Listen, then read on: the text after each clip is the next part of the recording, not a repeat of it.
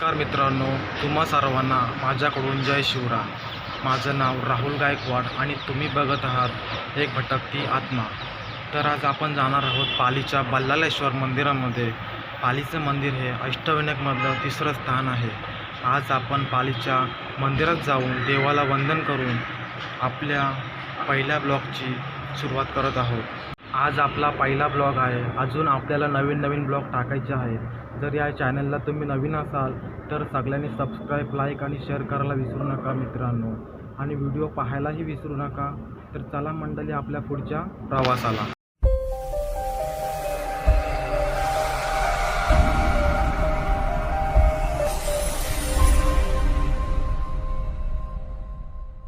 तर चला मित्रांनो, आता आपण बाईकवर जात आहोत पालीला.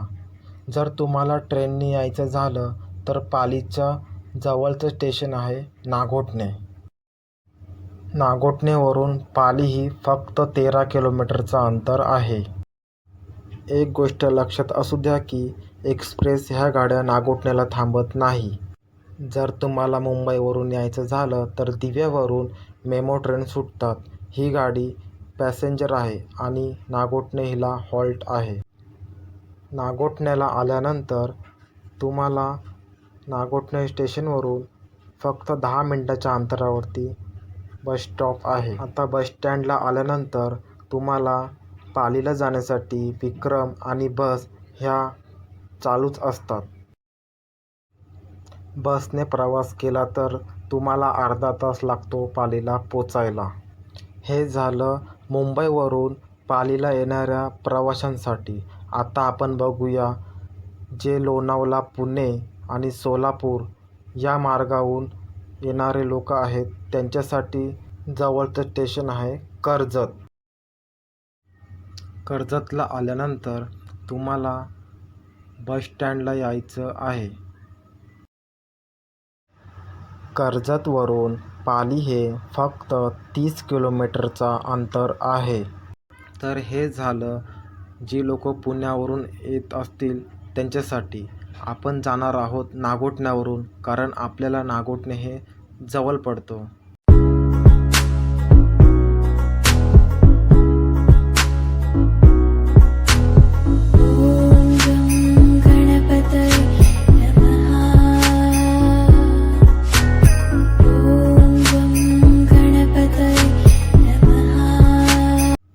तर आता आपण पोचलेलो आहोत पालीला. तर चला मंडळी, आता आपण पालीमध्ये कसा परिसर आहे, काय आहे ते सगळं आपण या व्हिडिओच्या माध्यमातून पाहूया. बल्लाळेश्वर हे महाराष्ट्रातील रायगड जिल्ह्यात असलेल्या पाली गावातले गणपतीचे मंदिर आहे. गणरायाच्या पुराणात अष्टविनायकातील तिसरा गणपती म्हणून पालीचा बल्लाळेश्वर ओळखला जातो. गणपतीचे मंदिर अंबा नदी आणि सुप्रसिद्ध किल्ला सरसगडाच्या मधोमध वसलेला आहे. अष्टविनायकातील हा एकमेव गणपती आहे की जो बल्लाळ नाव असलेल्या भक्ताच्या नावाने प्रसिद्ध आहे. मंदिर सकाळी 8 पर्यंत भाविकांसाठी खुले असते, म्हणजे भाविक गाभाऱ्यामध्ये प्रवेश करू शकतात. नंतर भाविक गाभाऱ्यात प्रवेश करू शकत नाही. स्थानिक असे म्हणतात की बल्लाळेश्वरचं दर्शन घेण्यापूर्वी धुंडी विनायकाचं दर्शन घ्यावं लागतं. ही मूर्ती स्वयंभू आहे. प्रथम याचे दर्शन घेऊन मगच बल्लाळेश्वराचे दर्शन घेण्याची प्रथा आहे. मंदिर ओपन करायचे टाईम आहे सकाळी 5:30 ते रात्री 10:30 पर्यंत उघडे असते. इथे तुम्हाला एक नळ दिलेला आहे, तिथे हातपाय धुवून मगच दर्शनाला जायचं आहे. भाविक असे मानतात की गणपती स्वतः येऊन त्या नैवेद्याला ग्रहण करतो आणि स्वतःच्या बोटाचे ठसे नैवेद्यावर सोडतो. बल्लाळेश्वर ज्या सिंहासनावर विराजमान आहे ते सिंहासन सायप्रस वृक्षाशी साम्य असलेले मंदिराचे 8 खांब अष्टदिशांचे दर्शक आहेत. मंदिराचे दगडी बांधकाम शिसे वापरून केले गेले आहे. अष्टविनायकापैकी भाविकांच्या नावावरून प्रसिद्ध असलेला हा एकमेव गणपती असून तो ब्राह्मण वेशात आहे. मूर्ती अर्धगोलाकार असून डाव्या सोंडेची आहे. मंदिराचे काम चिरबंदी पाषाणाचे आहे. मंदिरात 2 भव्य गाभारे आहेत. आतील गाभाऱ्यात अष्टदिशा साधून अष्टकोनी कमल तयार केले आहे. बल्लाळेश्वर गणपतीचे स्वयंभू स्थान आहे. बल्लाळेश्वराची मूर्ती 3 फूट उंच आहे. मंदिर हे संपूर्णपणे दगडी असून आवारात मोठी घंटा आणि सभामंडप आहे.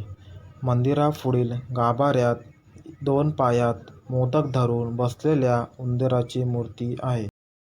या मंदिराच्या दोन्ही बाजूस 2 तलाव आहेत. त्यातील एकाचे पाणी रोजच्या पूजेसाठी वापरले जाते. तुम्हाला भोजन करायचं असेल तर तुम्हाला इथे कुपन मिळून जातील. भक्तांना राहण्यासाठी सर्व मंदिराच्या ठिकाणी धर्मशाला, हॉटेल आणि महाराष्ट्र पर्यटन विकास महामंडळाचे रिसॉर्ट उपलब्ध आहेत.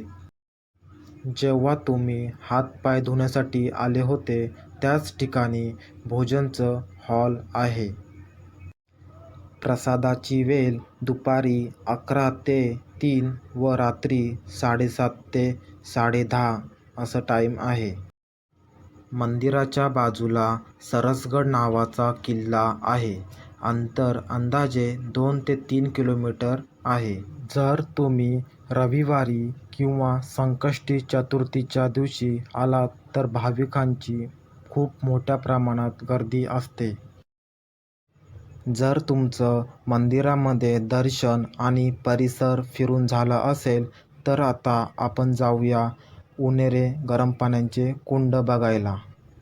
पालीपासून 3 किलोमीटरच्या अंतरावर गरम पाण्याचे कुंड आहे. आता आपण आलेलो आहोत गरम पाण्याचे कुंड बघायला. इथे एकूण 3 कुंड आहेत. त्यापैकी एक स्त्रियांसाठी आणि एक पुरुषांसाठी आहे. श्रीरामाने बाण मारून सीतामाईस स्नानासाठी हे स्नान तयार केले. उन्हेरे या कुंडात स्नान केल्यास त्वचेचे व विकार वाताचे बरे होतात. स्नान झाल्यानंतर येथील श्री विठ्ठल मंदिरात दर्शनासाठी आवर्जून येतात. तर कशी वाटली व्हिडिओ मित्रांनो? व्हिडिओ आवडल्यास लाईक आणि शेअर करायला विसरू नका. जय शिवराय.